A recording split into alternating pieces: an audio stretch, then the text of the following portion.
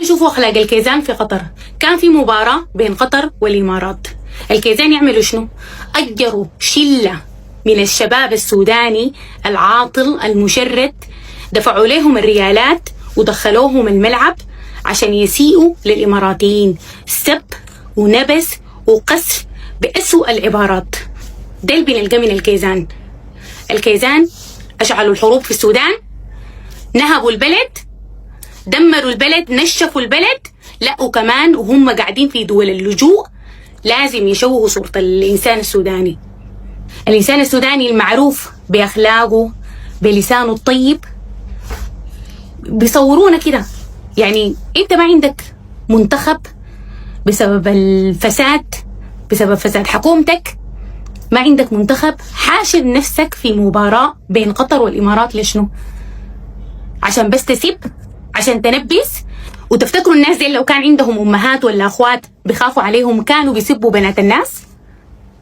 بيسبوا في الشعوب بالطريقة دي؟ لكن أكيد ما في مروة، ما في شهامة، ما في أخلاق.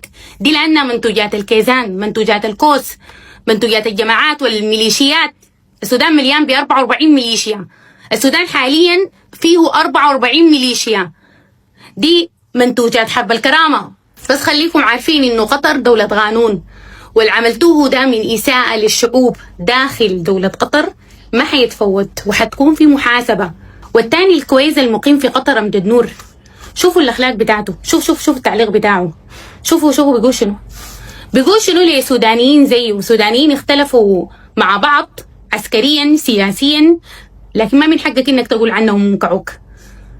بتوصفهم بالحشرات، بتحرض وبتدعم خطابات الكراهية. يا أخي الخطابات دي الروانديين استخدموها كان في حربهم قبل 20 سنة وتابوا منها، ولما تابوا منها يا دوب شافوا الخير من بعد ما خلوا الخطابات النتنة دي.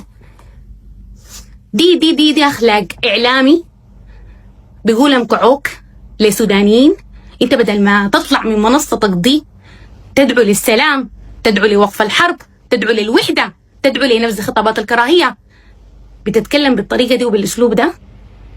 بتقولهم كعوك لسودانيين زيك. ما تقول لي لا هم ما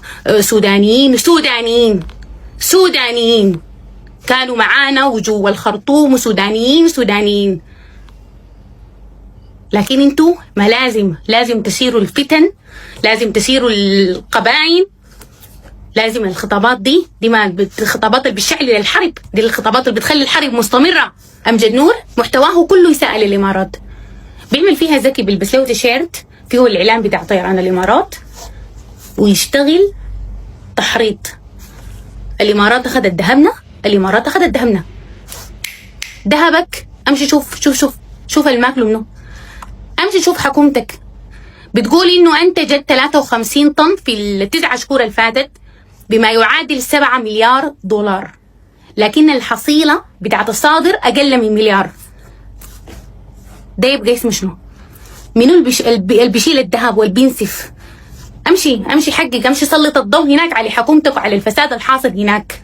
شوف فساد كيزانك حاليا ما قادرين يضبطوا الامن. في عطبرة قبل يومين بتدخل قوات من المشتركة من الحركات المسلحة، بيدخلوا المستشفى يروعوا المواطنين اللي قاعدين في المستشفى ويموتوا. جزء من المرضى يموتوا بسبب الضرب اللي حصل داخل المستشفى من قبل الحركات المسلحة. شوفوا المراحل اللي احنا وصلنا عليها. الناس بقت بتموت ساي، بيطلق رصاص ساي، ما في أمن. البلد انفجرت بالميليشيات، ولسه شغالين يقولوا انه الامارات بتدعم ميليشيا وبتدعم. اذا افترضنا انه الامارات، اذا افترضنا انها هي بتدعم ميليشيا، حكومتنا بتدعم 44 ميليشيا. 44 ميليشيا في السودان حاليا يرتعوا ويمرحوا، وتيجي تقولوا الفاشر محاصريننا في الفاشر. تيجي تشكوا للعالم وتتاجروا بحصار الفاشر. ما انتوا قلتوا بلبس لحد اخر دعامي، ما قلتوا اصلا ما فضل دعامه.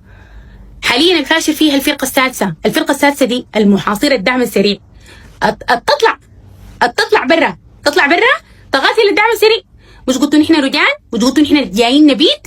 تطلع تقاتل الدعم السريع. كده الحصار بيكون فكه.